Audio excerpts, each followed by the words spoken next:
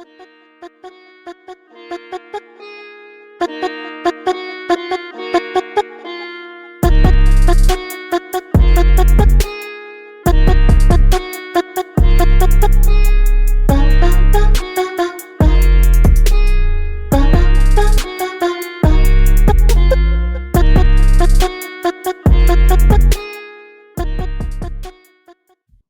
say if you don't like the conversation, change it.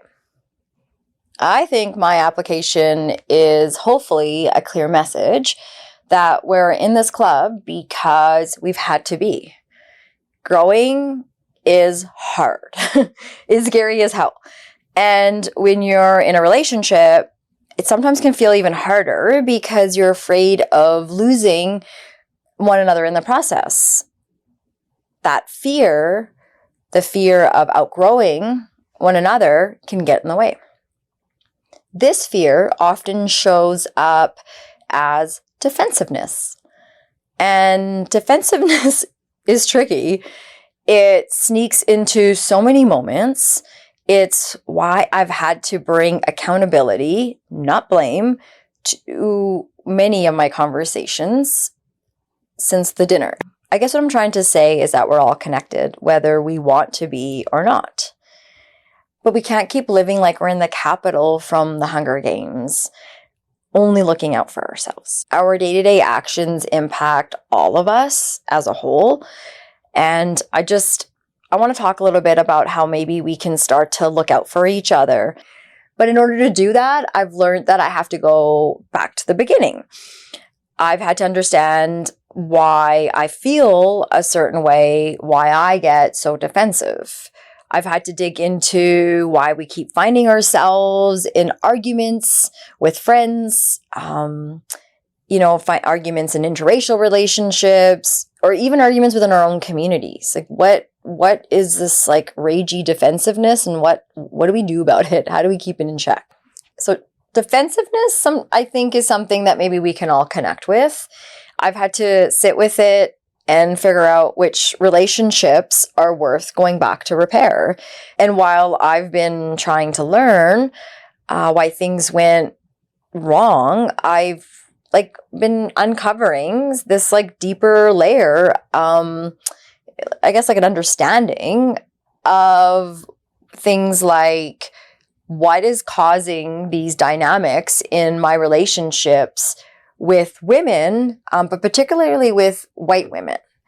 And as I've been looking into sort of these dinners and these arguments that I've been sharing that I've found myself in, I'm finding out what's mine to own, what's not, and how do we not have these moving forward? We got to be better than that. And so things like white feminism, sisterhood, all of these are part of the dynamics that I think we don't really realize, these dynamics between two women, and especially a woman of color and a white woman. At the heart of it, I just want to learn how to avoid ending up in conversations where there's just literally no coming back from. I think we've all been there, and we've all had a role in one of those kind of moments, and it's not a great feeling. We're not coming out of it better. It's never great when you're coming out of something worse. So that's where I want to start today. Welcome to Middle Fingers Up. This is segment 2 of 5 of my Angry Brown Girl Club application. First, a quick moment to reflect on segment 1. I'm curious what everyone thought about it. What did you think? What resonated with you? What maybe got you defensive? What sort of sense are you making out of it? Please let us know. For me, this reflection is a kind of like a self-feedback. To have a conversation like this, I need your feedback too.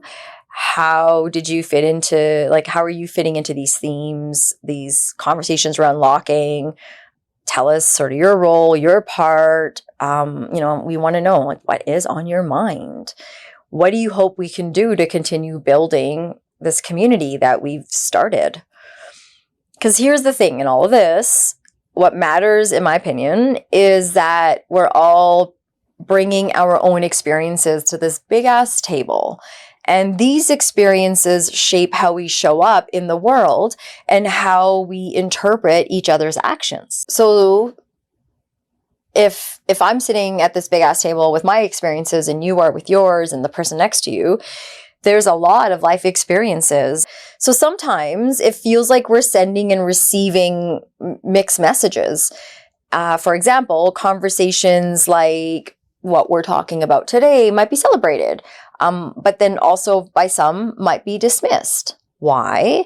Well, because our lived experiences shape our fears, our biases, and our defenses. So I want to say, like, let's not forget, we are building on the shoulders of our ancestors.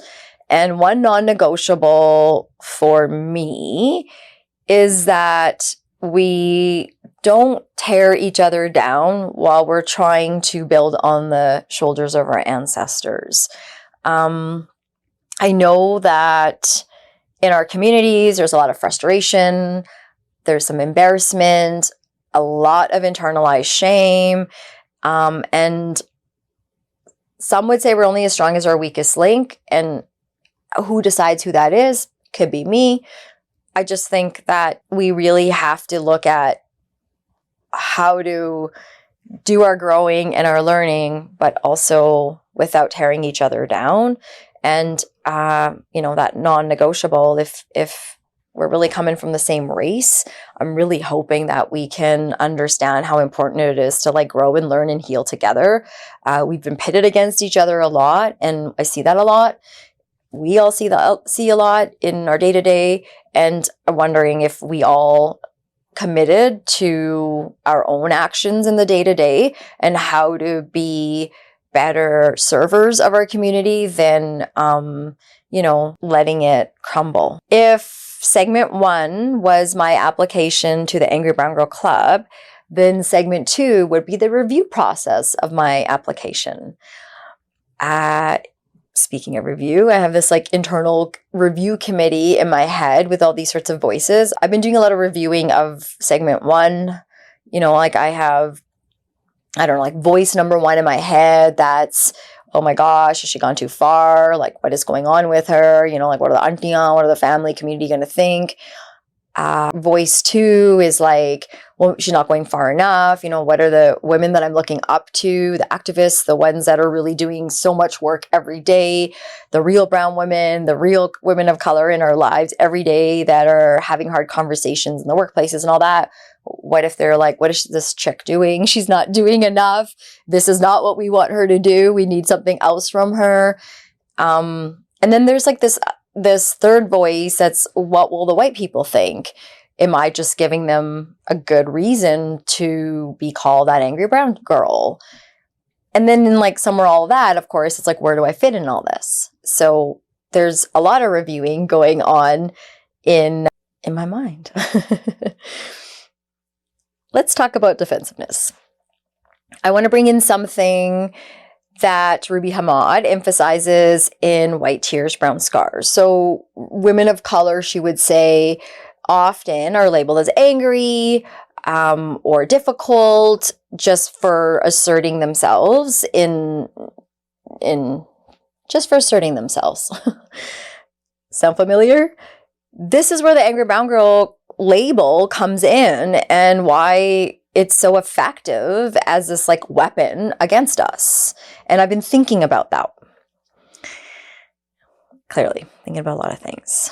And when I say it, and I've been thinking about this, how did we get here?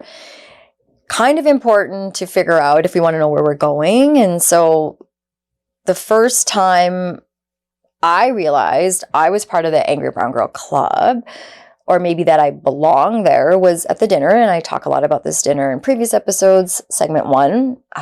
That dinner was the best learning experience on so many levels. So I'll continue to use it as an example. So really not much into the racist conversation of what is race? So it was what is racism and who even started it anyway. So as I'm about to respond and responding really quick into me just even saying very little, I got from across the table from my friend, why are you so angry? Why are you scoffing? I think first it was, why are you scoffing? Then it was like, why are you angry? And then it was, why are you attacking us?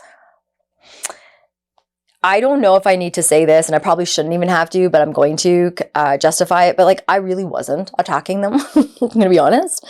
Some of you know me really well and you're like, yeah, right. But like, seriously, I wasn't. But like, that's the thing, right? About defensiveness. It derails a conversation. Suddenly it's not about the topic. It's about her feelings. So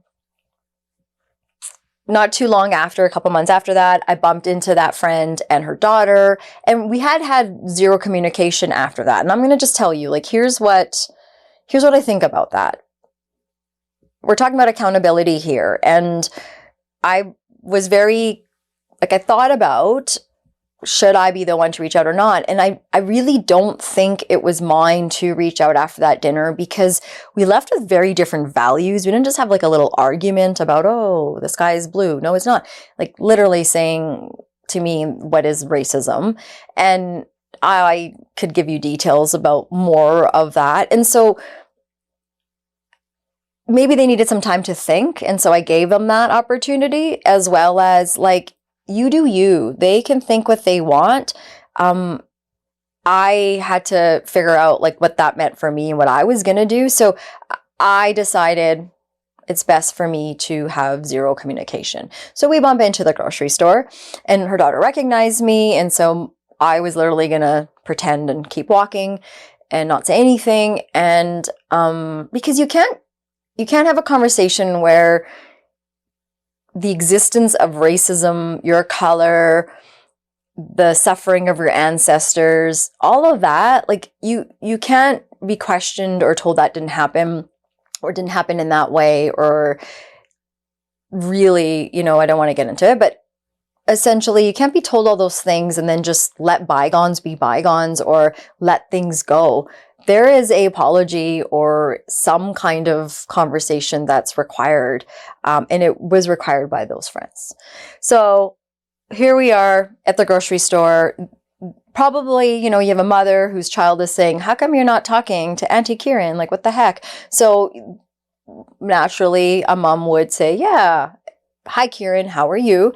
And really my response was, I'm fine, thanks. I went on with it because I really didn't have anything more to say after that. And I did see them sort of wonder, oh, like, it's not really kind or what we expected or whatever. That is when I actually realized, oh, I belong in the Angry Brown Girl Club. I want to talk a little bit about the role of white feminism. White feminism often shows up when women of color overstep the line. It's like this subtle, maybe not so subtle reminder, as I had said in segment 1, to not rock the boat. So, you stay in line, you stay quiet, you don't challenge the system. For me, it's deeply tied to the concept of defensiveness. White feminism preaches empowerment, but ignores intersectionality. And it centers white women's experiences and expects women of color to just sort of like pull themselves up. I don't know, whatever that saying is, by their bootstraps or whatever. And like really without addressing any systemic barriers, addressing anything about the patterns and the histories that have led women into this division over the years. So it's like really brushing it aside and like out of sight, out of mind, even though it's right here and happening right before you. So then I decided, maybe if we're going to do this review process, and as I'm going through this, like maybe we can at this moment just do a quick point form highlight snapshot of how white feminism even sort of started. And remember, like, this is sort of highlights and things that stood out for me. There are a lot of things that I'm respectfully like not adding in here, but no disrespect. I want to make sure that we understand we have a lot to uncover, a lot to acknowledge about history, and particularly history of white women, women of color. And so if you have stories or if you have something you want to add to this timeline, please send them. Let's build, let's learn, let's educate ourselves. So this is sort of a really quick snapshot. First, maybe where we can start with is slavery and white women's privilege. So during slavery, white women benefited from systemic oppression. And Ruby does a really helpful job in her book explaining how that came to be. And she notes that, white women were only second to white men when it came to societal privilege. So they're already below. And what's the thing to do about that? What ends up happening is they upheld and benefited from slavery systems while portraying themselves as virtuous and oppressed. And so that sort of like picture of painting one thing but then doing another is the often slap in the face that women of color feel in moments where we're reminded, don't rock the boat.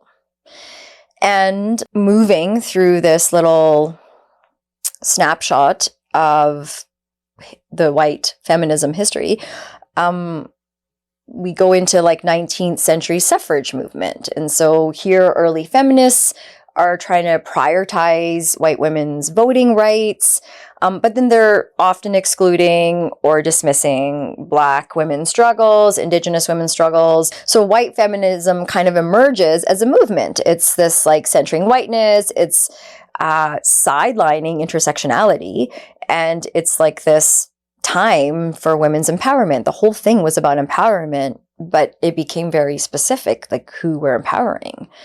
Post-slavery, you have white women actively, there's this like whole upholding like segregation and racism while they were pushing for their own rights. And so again, there's like this whole weaponizing stereotypes of the angry Black women to essentially protect, their own societal status. And then there's like going through the mid-20th century, the sort of second wave of feminism that really stood out is, like kind of like 1960s. Sorry, I'm not saying because I don't know everything and I had to learn a lot of this and reread some of it too. So I'm not for a second sitting here trying to act all smart. I have notes that are helping me. But the second wave of feminism focused on workplace equality and women's reproductive rights, but again, ignoring systemic racism and economic disparities. And so then there's like no consideration of women of color's issues, the fact that women of color can't vote, the fact that they can't get the same jobs.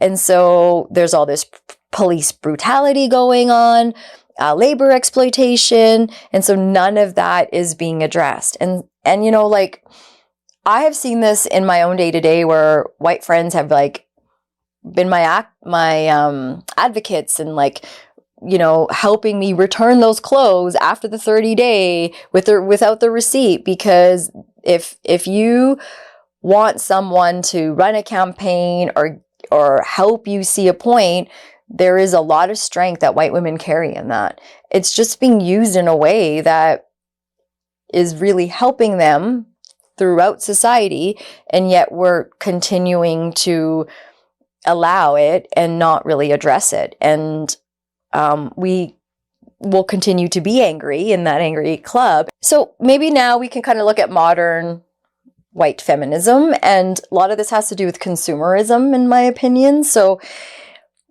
some symbolic gestures maybe we can look at. So empowerment campaigns, and they were often sort of like coming out and replacing systemic change. And intersectionality has continued to, remain to be overlooked. So then you have white feminists focusing on kind of their own individualistic narratives rather than the collective, and it becomes this inclusive action. Maybe a good example in this modern day white feminism is someone like Taylor Swift. She embodies feminism, but it again prioritizes white women's experiences and again overlooking all the systemic inequalities. And her advocacy focuses on personal empowerment and relationships, but again, neglecting the intersection of race, class, and gender. So it's not personal, it's a pattern. Like, so going back to this, Taylor's a good example of the whole consumer-driven, individualistic privilege, is that I'm caught in this every day too. And so, okay, I over time have been doing my growing and realize, okay, like Taylor Swift and I don't really have a lot in common. So that's not really someone I'm going to pursue. You do you. I think the main thing is, I think we should just be looking at how the things we are purchasing or endorsing or supporting in day to day, and like, what is the overall global impact? And I haven't been able to give up every store. There's the don't go to Starbucks, don't shop at Zara, don't shop here, don't shop there. And all of that can really be dividing again and pit us against each other. And I think we have to look out of the goodness of our heart, what is a good and right thing here to do? What is something that I can show my commitment when it comes to supporting Palestine? That's an example of a lot of our conversations around where are we going to shop? Where are we not going to shop? Who are we going to support so that we can send the message? Our little part is just one of many things that we can do along the way. But I don't want us to get caught in this war of, I can't be your friend because you drink coffee there, you buy that. I think it's just a good door opener to have conversations about how did you come to that? Here's what I'm finding. And really, it's a commitment. So back to breaking down defensiveness. At the dinner that night, when I got hit with, why are you attacking us? It was interesting because when I had questioned, like, oh, where are you getting this thing of me attacking you from? The response back was, I never said that.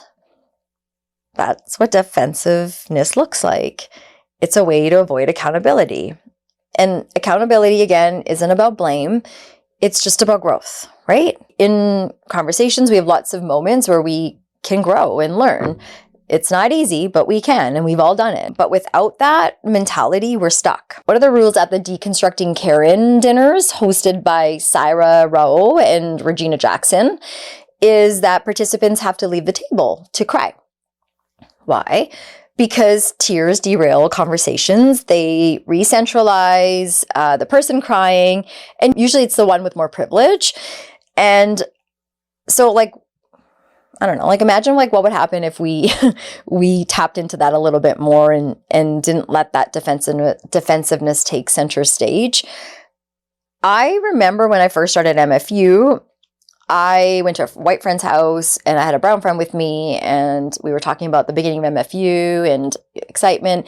And my white friend was expressing how bad she felt in how her people, white people, have treated my people. And she was very emotional, crying quite a bit. And during this, I was really irritated with the brown friend that I was with because she was dead silent and didn't say anything. And I thought that was like terrible. That was rude. And so I really wanted to console my friend, make sure that she was okay. And then later, my brown friend, she says to me, did you see what happened there? And I was like, yeah, rude. Like, hello, like, why are you leaving a girl crying like that? And she's like, I don't participate in conversations like that. Excuse me. I'm like, what? Well, she helped me understand that when you have a power imbalancement, so with race, when you have a white woman and a brown woman in this example, and like there's already, power imbalance. It's like a boss and an employee. And so you have the white woman and the brown woman. And when we're engaging this kind of dynamic and there's these tears, it really becomes about protecting her and really going back to the beginning of time. If you think when we go back to slavery, where there was a lot of oppression, there for the white women, it shows up in these moments with these tears. And so then we don't really get past the tears. We're just wiping them and making sure you're okay. And we're not really talking about the thing that we could, which is like accountability. And also it's helpful to have a general one-to-one conversation about, there was lots of moments where my friend and I could have talked about ways that showed up in lots of stories that I have where you saw that power imbalance where she was above and I had to sit in my line. And so that would have been a really good opportunity for us to maybe start to unravel and work on that. But just not ready. We weren't there. So when we start sharing and talking about these or building some critical thinking around some of these moments or experiences that don't go well, we're trying to figure out like, how do we get here? I think we start to see, we start to learn, and we start to understand patterns. Another pattern that ties directly into the whole defensiveness and the power imbalance that can come up between white women and women of color is pet versus threat. So another concept Ruby Hamad shares in her book, White Tears, Brown Scars, she explains that as long as women of color stay in their line, be polite, smile, don't challenge authority, then we're pets. We're great. But as soon as we assert ourselves or question the status quo, then we become threats. And at that same dinner that I've been talking about, when I was told that I was scoffing, I had scoffed, and then quite quickly after that I was labeled, as an attack. Why? Well, because I had crossed the line from pet to threat. And once that happens, the conversation is like dead. It's done. It's going to shift. And it's no longer, again, about the issue or that growth that we're hoping for, but it's more about managing the discomfort of the privileged party. Because now I'm like, oh, I'm not attacking you. Or some of us would be like, I'm so sorry. I'm so sorry. And so now it's becoming about that. Okay. What a review. And maybe we can end with one more thing here. Building solidarity. Another area I have been thinking a lot about is something we should talk about, this whole solidarity thing. We need to talk about what solidarity looks like. Solidarity. I've been spending a lot of time here wondering and pulling that word apart at the loss of these friendships and these not so good conversations. Like, what's my role? How do I help preserve these relationships? What can I do to be helpful here with my white friendships? And, today I'm sharing how I've been making sense of where defensiveness comes from and how it can get in the way of accountability. I'm also thinking about how it often turns into the blame game. And I've also been sitting with sort of like the dynamics we as women of color also find ourselves in, especially the ways that we have been also pitted against each other. And this reflection brought me to something I had mentioned earlier about being part of the Cool Brown Girl Club. So for years, I know I've wanted to be unique and different. I've always told you, and I liked hearing that. But I didn't know that there was this whole Cool Brown Girl Club. And I didn't know that I was like unknowingly promoting it too. The Cool Brown Girl Club is essentially when the brown girl believes she's equal to the white woman, or more accurately, she's also white. The white girl complex. So I didn't realize how deeply I actually was wrapped up in this until one day I was having a conversation with with the same brown woman from the other story. So we're both talking about another brown woman, and she's dating someone, and we're like, oh, she's dating a white guy. And so my response is, oh yeah, that makes sense. She's always so cool. She was a different brown girl. That moment wasn't when everything hit like a ton of bricks, but soon after you have conversations play in your head, and that one kept coming back. I'm like, what is going on? So I realized what I've been doing. I've been reinforcing this sort of like these divisions and hierarchies that have been harming us. And I know there are many of you out there that are also women of color in this boat. You may have referred to yourself as a coconut.